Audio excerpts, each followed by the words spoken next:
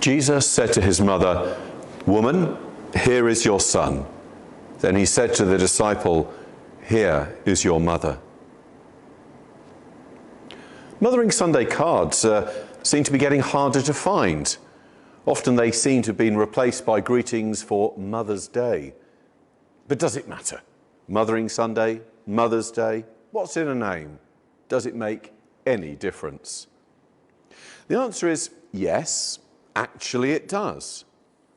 Mother's Day, like Father's Day, seems to carry the idea of just being nice to Mum. It's a way of saying thank you for all that she does every other day of the year, and that's really good, making sure that she has an enjoyable day. But it's only one day, mind you, and then it's back to the daily grind. Mothering Sunday has a different emphasis. It denotes activity, that is, mothering, and gathers up all the many and varied activities implied in that one word. We recognise them and we're grateful for them. But underlying those more obvious activities, we need also to be aware of unspoken hopes, ambitions, difficulties, drawbacks, frustrations, feelings of pain, even sadness, a sense of loss, maybe even personal failure. Mothering Sunday is more than a day for cards and chocolates and flowers, however welcome they might be.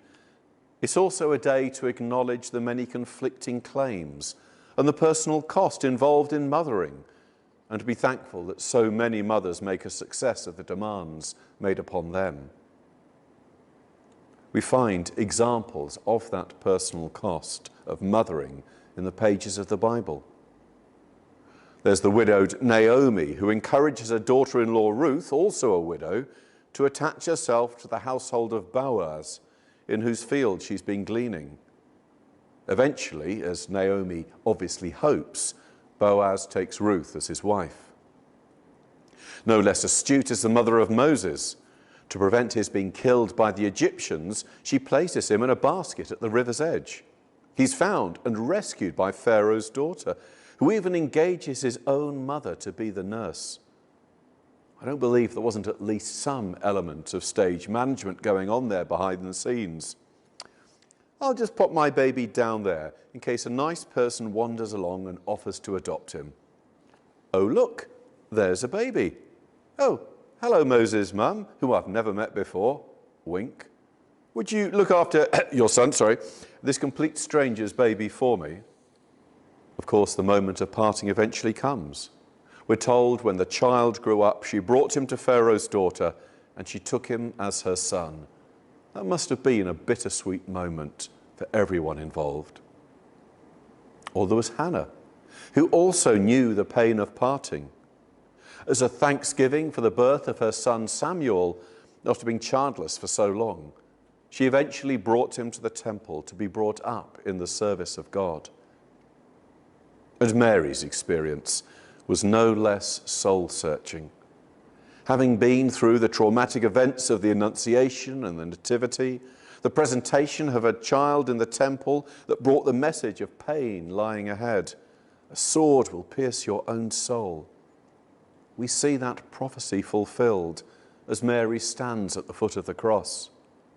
Jesus' dying words for her and her welfare, "Woman, here is your son." Then he said to that disciple, "Here is your mother." Those words convey the mutual nurture which we acknowledge and give thanks for on Mothering Sunday.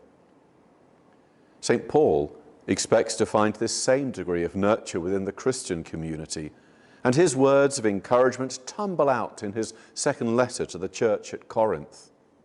He expresses the same message elsewhere, more simply and very beautifully, as he writes to the Colossians, "As God's chosen ones, clothe yourselves with compassion, kindness, humility, and patience." These are the hallmarks of a community which cares for and nurtures its members. That is why the church is generally referred to as she. Her care and nurture are vital in the rough and tumble of life, for example, in the following three ways. First, the church provides us with a framework for life. There are, sadly and sometimes frustratingly, no ready answers to many of life's questions. But at least we're prepared to grapple with the questions.